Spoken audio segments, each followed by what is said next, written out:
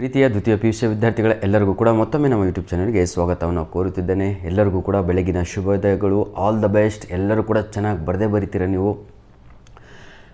Last minute revision ಅಂತ ಮಾಡ್ತಾಯಿದ್ದೀನಿ. Last minute revision ಅಂದರೆ ಓದ್ಕೊಂಡಿದ್ದೀರೋ ಇಲ್ಲೋ ನಿಮ್ಮ ಎಕ್ಸಾಮ್ಗಳಿಗೆ ಅಂತ.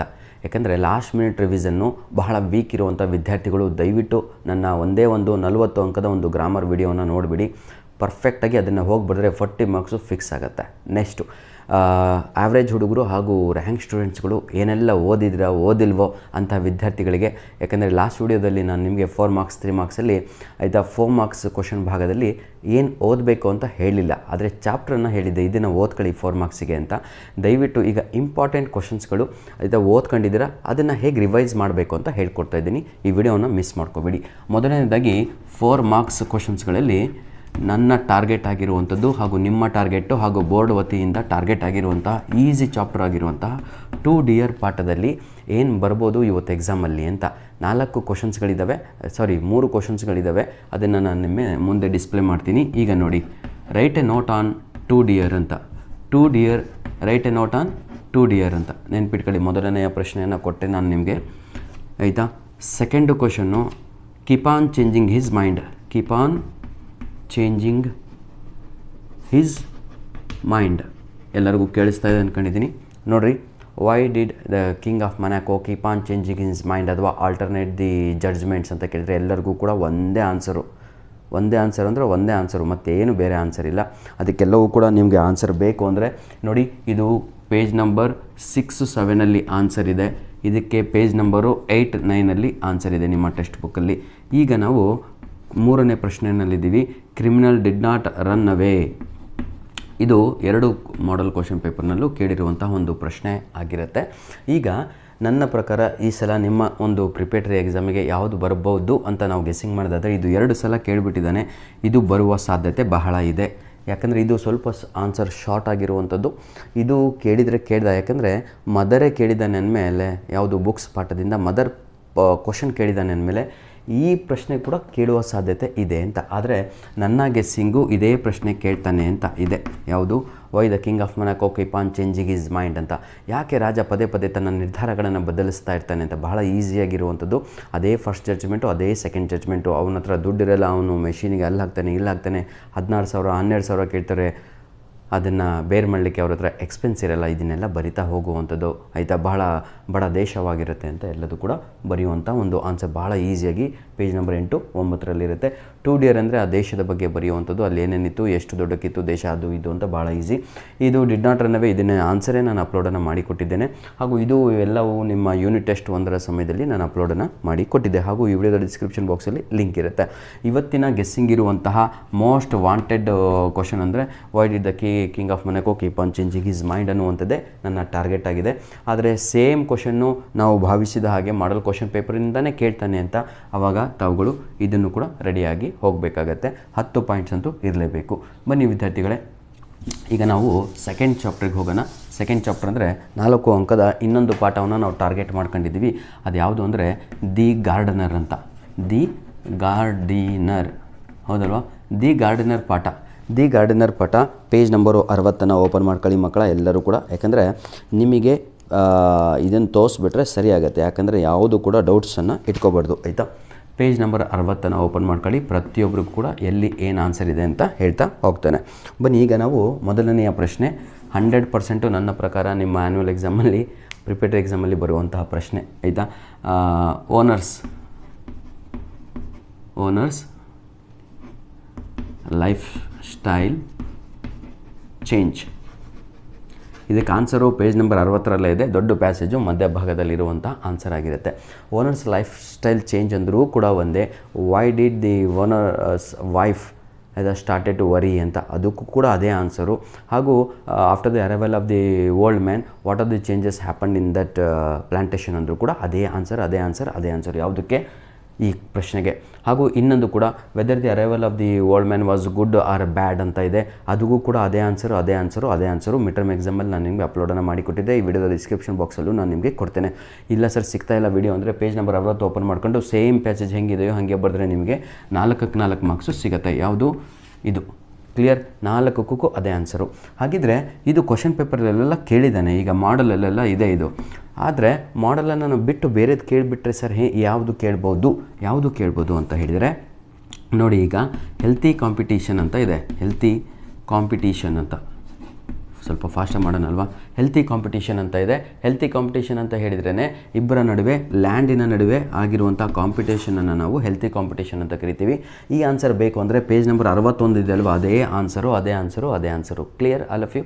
ಒಂದು ದೊಡ್ಡ ಪ್ಯಾಸೇಜ್ ಇದೆ ಮೇಲಿಂದ 2ನೇದು, ಅದೇ answer page number 61 healthy competition answer ಆಗಿರುತ್ತೆ. 100% ಇದು ಬರುವ ಸಾಧ್ಯತೆ ಇದೆ. ಆಯಿತಾ? ಇದು ಬರಲಿಲ್ಲ ಅಂದರೆ ಆಯಿತಾ, ಇದು ಅನ್ಹೆಲ್ತಿ ಕಾಂಪಿಟೇಷನ್ ಅಂತ ಇದೆ. ಅನ್ಹೆಲ್ತಿ ಕಾಂಪಿಟೀಷನ್ ಅಂತ ಇದೆ. ಇದನ್ನು ನಾವು ಇನ್ವಿಸಿಬಲ್ ಕಾಂಪಿಟೀಷನ್ ಅಂತ ಕರಿತೀವಿ. ಇನ್ವಿಸಿಬಲ್ ಕಾಂಪಿಟೀಷನ್ ಅಂತ ನೋಡಿ. ಇದು ಆನ್ಸರ್ ಸ್ಟಾರ್ಟ್ ಆಗೋದು ಎಲ್ಲಿಂದ ಅಂದರೆ ಪೇಜ್ ನಂಬರ್ 60 ಲಾಸ್ಟ್ 2 ಲೈನಿಂದ ಹಿಡಿದು ಪೇಜ್ ನಂಬರ್ 62 ಇದು ಆನ್ಸರ್ ಆಗಿರುತ್ತೆ ನಿಮ್ಮ ಒಂದು ಟೆಕ್ಸ್ಟ್ ಬುಕ್ಕಲ್ಲಿ. ಅನ್ಹೆಲ್ತಿ ಕಾಂಪಿಟೀಷನ್ ಅಂತ ಹೇಳಿದರೆ Basavaiah started to compose the ballads ಅಂತ ಇದೆ, ಬಸವಯ್ಯ ಸ್ಟಾರ್ಟೆಡ್ ಟು ಸಿಂಗ್ ಅಂತ ಇದೆ, Thammanna started to compose the ballads, Thammanna started to sing the poems, Thammanna become the best poet of that era. ಆಯಿತಾ? Basavaiah failed, Basavaiah tried, Basavaiah did that and this everything but he failed. ಅದು answer ಇದೆ ಅಲ್ವಾ. ತಮ್ಮಣ್ಣ ಒಬ್ಬ ಕವಿ ಆಗ್ತಾನೆ, ಅದು ಸರಿ. ಆಯಿತಾ? ಅದನ್ನು ನಾವು ಅನ್ಹೆಲ್ತಿ ಕಾಂಪಿಟೇಷನ್ ಅಂತ ಕರಿತೀವಿ, ಇನ್ವಿಸಿಬಲ್ ಅಂತಲೂ ಕೂಡ ಕರಿತೀವಿ. ಆಯಿತಾ? ಇದರಲ್ಲಿ Basavaiah, how did Basavaiah filled his materialistic world ಅಂತ ಇದೆ, ಅದು ಕೂಡ ಇದೇ ಆನ್ಸರಲ್ಲಿ ಬರೆಯುವಂಥದ್ದು. ಯಾವುದು? ಇನ್ವಿಸಿಬಲ್ ಕಾಂಪಿಟೇಷನಲ್ಲಿ. ಸೋತಾಗ ಬಸವಯ್ಯ ಏನು ಮಾಡ್ತಾನೆ ಅಂದರೆ ಒಂದು ಅರಮನೆಯನ್ನು ಕಟ್ಬಿಟ್ಟು ಬಂಗಾರದಿಂದ, ಗೋಲ್ಡ್, ಡೈಮಂಡಿಂದ ಎಲ್ಲ ಡೆಕೋರೇಟ್ ಮಾಡಿಕೊಂಡು ಎಲ್ಲರಿಗೂ ಕೂಡ ಇನ್ವೈಟ್ ಮಾಡ್ತಾನೆ, ಮ್ಯೂಸಿಷಿಯನ್ಸಿಗೆ, ಪೋಯಿಟ್ಸಿಗೆ, ಅವರಿಗೆ ಇವರಿಗೆ. ಆ ಆನ್ಸರು ಇದು ಆಗಿರುತ್ತೆ. ಪೇಜ್ ನಂಬರ್ 61, 62ರಲ್ಲಿ ಎರಡೂ ಕೂಡ ಸೇರಿ ಬರಿಬೇಕಾಗಿರುತ್ತೆ. ಕ್ಲಿಯರ್ ಅಂದ್ಕೊಂಡಿದ್ದೀನಿ ಎಲ್ಲರಿಗೂ ಕೂಡ. ಇದನ್ನು ನಾವು ವಿಸಿಬಲ್ ಕಾಂಪಿಟೇಷನ್ ಅಂತಲೂ ಕೂಡ ಕರಿತೀವಿ. ಯಾಕೆ ಸರ್ ಕರಿತೀವಿ ಅಂದರೆ ಅದು ಲ್ಯಾಂಡ್, ಕಬಳಿಕೆ ಆಗ್ತಾ ಇರುವಂಥದ್ದು. ಲ್ಯಾಂಡ್ ಪರ್ಚೇಸ್ ಮಾಡ್ತಾ ಇರ್ತಾನೆ. ಈ ನಮ್ಮ ಯಾರು ಬಸವಣ್ಣನ ಹತ್ರ 1000 ಎಕರೆ ಇರುತ್ತೆ, ತಮ್ಮಣ್ಣನ ಹತ್ರ 1000 ಎಕರೆ ಇರುತ್ತೆ, ಬಸವಣ್ಣನ ಹತ್ರ 800 ಎಕರೆ ಇರುತ್ತೆ. ಆಯಿತಾ? ಇದು ನಿಮ್ಮ ಒಂದು ಬರುವಂತಹ ಹಾರ್ಟ್ ಕ್ವಶನ್ ಏನಾದರೂ ಈ ಒಂದು ಪಾಠದಲ್ಲಿ ಬಂದರೆ, ಹಾರ್ಟ್ ಕ್ವಶನು ಓದಕ್ಕೆ ಹೋಗಬೇಡಿ ಈಗ ಅದು ಸಮಯವಲ್ಲ. ಹಾರ್ಟ್ ಕ್ವಶನ್ ಬಂದರೆ ರಷ್ಯಾ ಆ್ಯಂಡ್ ಅಮೇರಿಕಾ ಅಂತ ಒಂದು ಟೆಕ್ಸ್ಟ್ ಬುಕ್ಕಲ್ಲಿ ನಿಮಗೆ ಕ್ವಶನ್ ಇದೆ, ಅದು ಹಾರ್ಟ್ ಕ್ವಶನ್ ಅಂತ ಕರಿತೀವಿ. ದಯವಿಟ್ಟು ಇದನ್ನು ಮುಟ್ಟಕ್ಕೆ ಹೋಗಲೇಬೇಡಿ. ಇದನ್ನು ಕೋಲ್ಡ್ ವಾರ್ ಅಂತ ಕರಿತೀವಿ. ಕ್ಲಿಯರ್? ಟೆಕ್ಸ್ಟ್ ಬುಕ್ಕಲ್ಲಿ ಇದೆ ನಿಮಗೆ ಇದು ಕ್ವಶನ್ನು. ಬನ್ನಿ, ಈಗ 2 ಚಾಪ್ಟ್ರನ್ನು ಮುಗಿಸ್ಕೊಟ್ಟೆ ನಾನು 4 ಮಾರ್ಕ್ಸಿಂದು. ಸ್ವಲ್ಪ ಗ್ಲ್ಯಾನ್ಸ್ ಮಾಡ್ಕೊಂಡು ಹೋಗಲಿ ಅಂತ ವಿದ್ಯಾರ್ಥಿಗಳು. ಆಯಿತಾ? ಬೇಜಾರಾಗಬೇಡಿ, ಭಾಳ ಲೇಟಾಗಿ ಅಪ್ಲೋಡ್ ಆಯಿತು. 3ನೇದು ಈಗ ನಾವು ಟಾರ್ಗೆಟ್ ಮಾಡಿರುವಂಥದ್ದು ದಿ ಸನ್ನಿ ಮಾರ್ನಿಂಗ್. ಇದು ಸನ್ನಿ ಮಾರ್ನಿಂಗ್ ಅಂತ. ಸನ್ನಿ ಮಾರ್ನಿಂಗಲ್ಲಿ ಆಯಿತಾ 3 ಮಾರ್ಕ್ಸಿಗೂ ಇದೆ, 4 ಮಾರ್ಕ್ಸಿಗೂ ಇದೆ. ಟಾರ್ಗೆಟ್ ಆಗಿರುವಂಥ ಪ್ರಶ್ನೆಗಳು ಯಾವುದು ಅಂತ ಹೇಳಿದರೆ, ಮೊದಲನೇದಾಗಿ ಇಲ್ ನೇಚರ್ಡ್ ಮ್ಯಾನು, ಹಾಗೂ ಇನ್ನೊಂದು ಪ್ರಶ್ನೆ ಯಾವುದು ಟಾರ್ಗೆಟ್ ಆಗಿರುವಂಥದ್ದು ಇದರಲ್ಲಿ ಅಂತ ಹೇಳಿದರೆ fictitious story of Dona Laura, LAURA. ಇನ್ನೊಂದು ಯಾವುದು? Fictitious story of Don Gonzalo. ಆಯಿತಾ? ಕ್ಲಿಯರ್? ಆಯಿತಾ? ಇನ್ನೊಂದು ಯಾವುದು ಅಂತ ಹೇಳಿದರೆ ವೈ ಅಂತ ನೆನ್ಪಿಟ್ಕೊಳ್ಳಿ. ವೈ ಅಷ್ಟೇ ಬರಿತೀನಿ. Did not reveal their identity, identity ಎಲ್ಲ ಶಾರ್ಟ್ಕಟ್ಟಲ್ಲಿ ಬರೀತಾ ಇದ್ದೀನಿ.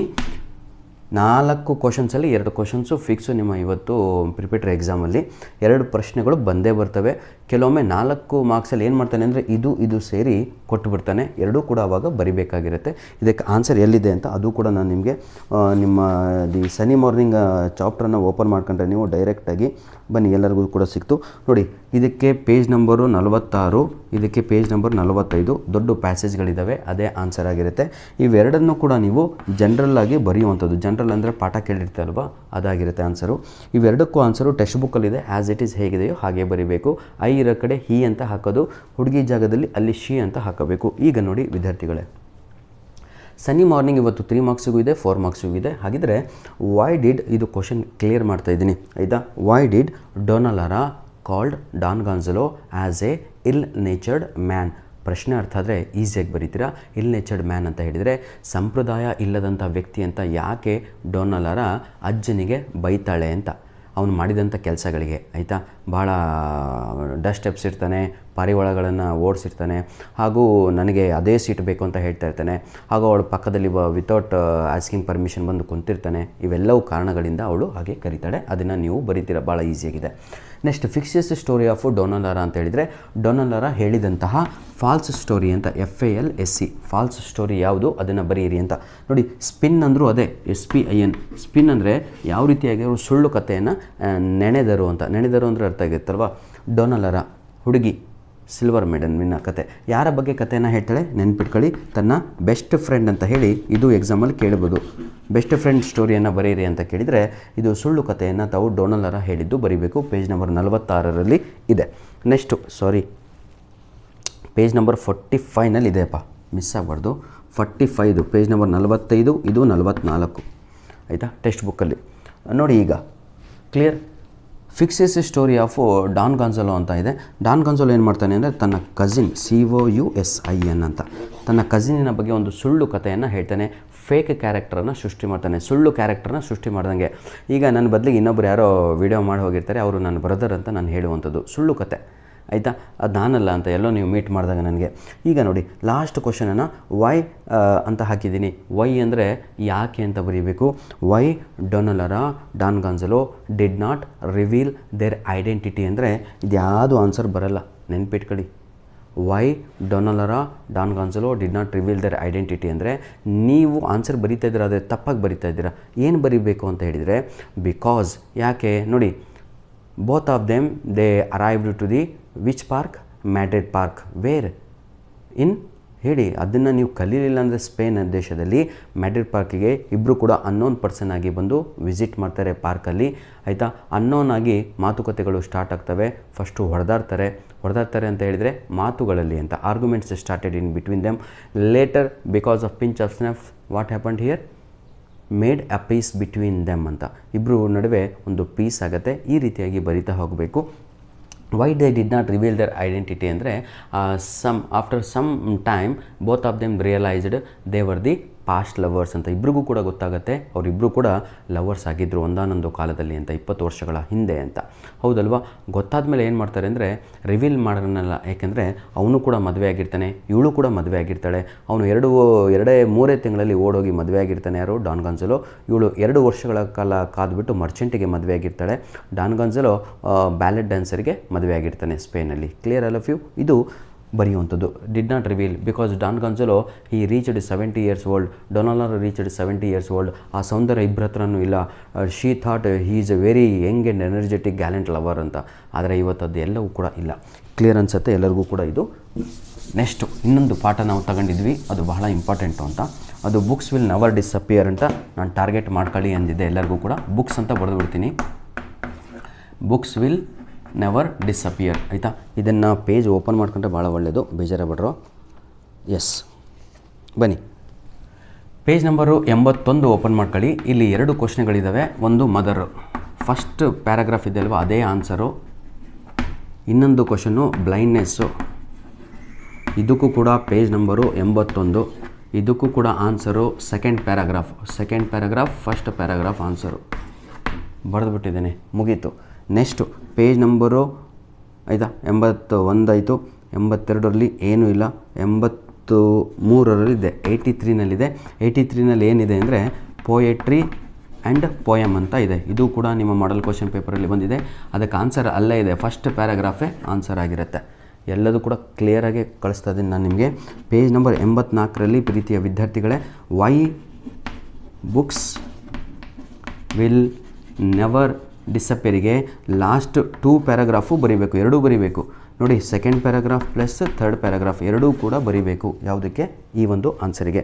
ಈಗ ಮಕ್ಕಳಿಗೆ ಡೌಟು, ಸರ್ ಯಾವುದು ಬರ್ಬೋದು ಸರ್ 4ರಲ್ಲಿ ಇವತ್ತು ನಮಗೆ 4 ಮಾರ್ಕ್ಸಿಗೆ ಅಂತ. ಯಾಕಂದರೆ ಇದು 3 ಮಾರ್ಕ್ಸಿಗೆ ಇಲ್ಲ. ಬುಕ್ಸ್ ವಿಲ್ ನೆವರ್ ಡಿಸಪಿಯರ್ ಇರುವಂಥದ್ದು ಕೇವಲ 4 ಮಾರ್ಕ್ಸಿಗೆ. ಬೇಜಾರಾಗ್ಬಿಟ್ರು ಆಯಿತಾ. ಹಾಗಿದ್ರೆ ಇದು ಕೂಡ ಮಾಡಲ್ ಕ್ವಶನ್ ಪೇಪರಲ್ಲಿ ಕೇಳಿದ್ದಾನೆ, ಇದು ಕೂಡ ಕೇಳಿದ್ದಾನೆ, ಇದು ಕೂಡ ಕೇಳಿಬಿಟ್ಟಿದ್ದಾನೆ. ಈಗ ನಿಜವಾಗಿಯೂ ತೆಗೆದು ನೋಡ್ಕೊಳ್ಳಿ, 3 ಮಾಡಲ್ ಕ್ವಶನ್ ಪೇಪರಲ್ಲೂ ಬೇರೆ ಬೇರೆ ಬೇರೆ ಬೇರೆ ಬೇರೆ ಪ್ರಶ್ನೆಗಳು ಇದ್ದಾವೆ. ಅರ್ಥ ಆಗುತ್ತಾ? ಇವೇ ಈಸಿ ಕ್ವಶನ್ಸು. ನನ್ನ ಪ್ರಕಾರ ಇವತ್ತು ನಿಮ್ಮ ಎಕ್ಸಾಮಿಗೆ ನಾನು ಟಾರ್ಗೆಟ್ ಮಾಡಿರುವಂಥದ್ದು ಇದೇ ಕ್ವಶನ್ ಅಂದ್ಕೊಂಡಿದ್ದೀನಿ, ಈ ವೆಡ್ರಲ್ 1 ಅಂತ. ಇದು ಹಾರ್ಟ್ ಕ್ವಶನಲ್ಲಿ ಬರುತ್ತೆ. ಹಾರ್ಟ್ ಇದು ಅವನೇನಾದರೂ ಹಾರ್ಡ್ ಕ್ವಶನ್ ತಗೋಬೇಕು ಅಂದರೆ ಬುಕ್ಸ್ ವಿಲ್ ನೆವರ್ ಅಪಿಯರಿಂದನೇ ತಗೊಂಡ ಅಂದರೆ ಇವು ಪ್ರಶ್ನೆಗಳು ನಿಮ್ಮ ಎಕ್ಸಾಮಿಗೆ ಬರೋಲ್ಲ. ಇದೊಂದು ಟಚ್ ಮಾಡಲಿಲ್ಲ ಅಂದರೆ ಇದು ಬರುತ್ತೆ. ನನ್ನ ಪ್ರಕಾರ ಇದೇ ಬರ್ಬೋದು ಅಂತ ಗೆಸ್ಸಿಂಗ್ ಇರುವಂಥದ್ದು. ಬೇಜಾರಾಗಿ ಬರ್ದೈತಾ? 3 ಕೂಡ ರೆಡಿ ಆಗಬೇಕು. ಇನ್ನೊಂದು ಪಾಠ ನಾವು ತಗೊಂಡಿದ್ವಿ, ಬುಕ್ಸ್ ಪೇಜ್ ನಂಬರ್ ಹೇಳಿದ್ನಲ್ವಾ? ಎಸ್, ಇನ್ನೊಂದು ಪಾಠ ನಾನು ನಿಮಗೆ ಭಾಳ ಹೇಳಿದ್ದೆ, ಅದರಲ್ಲಿ ಇರೋದೇ 2 ಕ್ವಶನ್ ಕಂಡ್ರೋ, ರೆಡಿ ಆಗಿಬಿಡಿ ಅಂತ. ಬೇಜಾರಾಗ್ಬಿಡ್ರಿ ಯಾರು ಕೂಡ. ಯಾವುದದು? Where there is a wheel ಅಂತ. ವೇರ್ ದೇರ್ ಈಸ್ ಎ ವೀಲಲ್ಲಿ ಇರೋದೇ 2 ಕ್ವಶನ್ಗಳು. ಒಂದು ಎಕನಾಮಿಕಲಿ ಅಂತ, ಎಕನಾಮಿಕಲಿ, ಇನ್ನೊಂದು ಬೂಸ್ಟ್ ಅಂತ. ಅದನ್ನೇ ನಾವು ಎಂಪವರ್ಮೆಂಟ್ ಅಂತ ಕರಿತೀವಿ, ಎಂಪವರ್ಮೆಂಟ್ ಅಂತ. ಈ 3ಕ್ಕೂ ಕೂಡ ಸೇಮ್ ಆನ್ಸರು. ಈ 3ಕ್ಕೂ ಕೂಡ ಸೇಮ್ ಆನ್ಸರ್ ಎಲ್ಲಿದೆ ಅದು ಕೂಡ ಹೇಳಿಬಿಡ್ತೀನಿ, ಯಾಕಂದರೆ ಬಹಳ ಜನ ಹತ್ರ ಗೈಡ್ ಇರಲ್ಲ ಪಾಪ, ಆಯಿತಾ? ನೋಡಿ, ಪೇಜ್ ನಂಬರ್ 123ನಲ್ಲಿ, page number 122 last 2 lines plus 123 first 2 paragraph ತೋರಿಸ್ಬಿಡ್ತೀನಿ ಟೆಕ್ಸ್ಟ್ ಬುಕ್ಕಲ್ಲಿ ಒಂದ್ಸಲ, ಆಯಿತಾ? ನೋಡಿರಿ, ಇದೇ ಪೇಜ್ ನಂಬರು 23 ಇರುವಂಥದ್ದು. ಆನ್ಸರ್ ಲಾಸ್ಟ್ 2 ಲೈನಿಂದ ಸ್ಟಾರ್ಟ್ ಆಗುತ್ತೆ, ಇಲ್ಲಿಗೆ ಎಂಡ್ ಆಗುತ್ತೆ, ಮುಗದೇ ಹೋಯಿತು, ಇಷ್ಟೇ, ಮತ್ತೇನೂ ಇಲ್ಲ. ಇಲ್ಲಿಂದ ಸ್ಟಾರ್ಟ್ ಆಗುತ್ತೆ, ಲಾಸ್ಟ್ 2 ಲೈನಿಂದ ಇಲ್ಲಿಗೆ ಮುಗಿದೋಗುತ್ತೆ. ಏನು ಕ್ವಶನ್ ಕೇಳಿದ್ರು ವೇರ್ ದೇರ್ ಇಸ್ ಎ ವೀಲಲ್ಲಿ ಅದಕ್ಕೆ ಇದೇ ಆನ್ಸರ್ ಆಗಿರುತ್ತೆ. ಆ ಪ್ರಶ್ನೆಗಳು ಯಾವುದು ಅಂತ ಹೇಳಿದರೆ, how did the cycle Boost the income of the rural women ಅಂತ.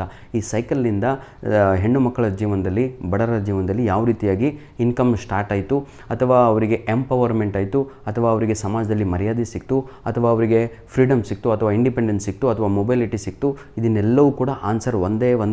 ಅದು ಯಾವುದು ಅಂದರೆ, ಈಗ ಹೇಳಿದ್ನಲ್ವ ಪೇಜ್ ನಂಬರು, ಅದೇ ಆನ್ಸರ್ ಆಗಿರುತ್ತೆ. ನನ್ನ ಪ್ರಕಾರ ಇದು 100% ಇವತ್ತು ನಿಮ್ಮ ಕ್ವಶನ್ ಪೇಪರಲ್ಲಿ ಇದೇ ಕ್ವಶನ್ ಬರುತ್ತೆ, 4 ಮಾರ್ಕ್ಸಲ್ಲಿ ಇರುತ್ತೆ, ಆಯಿತಾ? ಸರ್, ಇನ್ನೊಂದು ಕ್ವಶನ್ ಕೊಟ್ಬಿಡ್ರಿ, ಒಂದೇ ಒಂದು ಕೊಡ್ತಿರಲ್ಲ ಈ ಪಾಠದಲ್ಲಿ ಅಂತ. ಇನ್ನೊಂದು ಕ್ವಶನ್ನು ಹಾರ್ಟ್ ಕ್ವಶನ್ ಇದೆ. ಹಾರ್ಟ್ ಕ್ವಶನ್ನು ಅದು ನಿಮ್ಮ ಇದರಲ್ಲೇ ಇದೆ, ಯಾವುದು? ನಿಮ್ಮ ಮಾಡಲ್ ಕ್ವಶನ್ ಪೇಪರಲ್ಲೇ. ಅದೇ ಅರಿವೋಲಿ ಈ ಎಕ್ಕಮ್ ಅಂತ. ಇದು ಒಂದು ಸಂಘಟನೆಯ ಹೆಸರು. ರ್ಯಾಂಕ್ ಸ್ಟೂಡೆಂಟ್ಗಳು ಇದನ್ನು ಕೂಡ ರೆಡಿಯಾಗಿರ್ತಾರೆ. ಅವಶ್ಯಕತೆ ಇಲ್ಲ ಅಂದ್ಕೊಂಡಿದ್ದೀನಿ, ಅದಕ್ಕೂ ಕೂಡ ಆನ್ಸರ್ ಟೆಕ್ಸ್ಟ್ ಬುಕ್ಕಲ್ಲೇ ಇದೆ. ಇದು ಬೇಡ ಅಂದ್ಕೊಂಡಿದ್ದೀನಿ, ಆಯಿತಾ?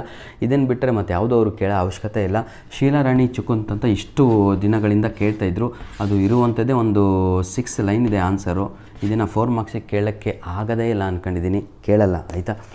ಬನ್ನಿ, ಇಲ್ಲಿಗೆ ಸಂಪೂರ್ಣವಾಗಿ ನಮ್ಮ 4 ಅಂಕದ ಪ್ರಶ್ನೆಗಳ ಒಂದು ಟಾರ್ಗೆಟ್ ಮುಗೀತು ಅಂದ್ಕೊಂಡಿದ್ದೀನಿ. 15 ನಿಮಿಷ ಆಯಿತಾ? ಧನ್ಯವಾದಗಳು. ಸಾಕು ಅಂದ್ಕೊಂಡಿದ್ದೀನಿ, ಯಾಕಂದರೆ ಇನ್ನೂ ಕೂಡ ವೋಟರ್ ಚಾಪ್ಟರ್ ಇದೆ, ಇನ್ನೂ ಕೂಡ ಬೇರೆ ಬೇರೆ ಪಾಠಗಳಿದ್ದಾವೆ. ಯಾವುದು ಕೂಡ ಬೇಡ. ನಾವು ಬರೀಬೇಕಾಗಿರೋದು ಕೇವಲ 3 ಪ್ರಶ್ನೆಗಳಿಗೆ ಉತ್ತರ ಮಾತ್ರ. 4 ಮಾರ್ಕ್ಸಲ್ಲಿ ನಾವು ಬರೀಬೇಕಾಗಿರೋದು ಕೇವಲ 3. ಎಕ್ಸ್ಟ್ರಾ ಕ್ವಶನ್ಸನ್ನು ಬರೆದು ಸಮಯ ನಾವು ವ್ಯರ್ಥ ಮಾಡ್ಕೋಬೇಡಿ. ಗ್ರಾಮರನ್ನು ರೆಡಿಯಾಗಿ ಅಂತ ಹೇಳ್ತಾ ವಿಡಿಯೋನ ಇಲ್ಲಿಗೆ ಮುಗಿಸ್ತಾ ಇದ್ದೇನೆ. ಧನ್ಯವಾದಗಳು. ಇನ್ನೊಂದು ಮುಖ್ಯವಾದ ವಿಷಯ, ರೆಸ್ಯೂಮ್ ಬರೀಬೇಕಂತ. ರೆಸ್ಯೂಮಿಗೆ 0 ಮಾರ್ಕ್ಸು, ಯಾವುದೇ ಮಾರ್ಕ್ಸ್ ಇರಲ್ಲ. ರೆಸ್ಯೂಮು ನಮ್ಮ ಜೊತೆ ಇರಬೇಕಷ್ಟೇ. ಲೆಟರ್ ಅಂದಮೇಲೆ ಒಂದು ರೆಸ್ಯೂಮ್ ಇರಬೇಕು ಅಂತ, ಅದು ಬ್ಯಾಕಪ್ಪಿಗಾಗಿ ಅಂತ. ಯಾವುದಾದ್ರೂ ಏನಾದರೂ ತಪ್ಪಾದರೆ ನಿಮ್ಮ ಅಪ್ಲಿಕೇಶನ್ ಲೆಟ್ರಲ್ಲಿ ಅವಾಗ ರೆಸ್ಯೂಮನ್ನು ಕನ್ಸಿಡರ್ಡ್ ಮಾಡ್ತಾರೆ. ರೆಸ್ಯೂಮ್ ಬರೀಲಿಲ್ಲ ಅಂದರೂ ನಾನು ಅಪ್ಲೋಡ್ ಮಾಡಿರುವಂಥ ಲೆಟರ್ ಆ್ಯಸ್ ಇಟ್ ಈಸ್ ನೀವು ಬರೆದ್ರೆ 5 ಮಾರ್ಕ್ಸ್ ನಿಮ್ಗೆ ಸಿಕ್ಕೇ ಸಿಗುತ್ತೆ ಅಂತ ಹೇಳ್ತಾ ವಿಡಿಯೋನ ಇಲ್ಲಿಗೆ ಮುಗಿಸ್ತಾ ಇದ್ದೇನೆ. ಧನ್ಯವಾದಗಳು.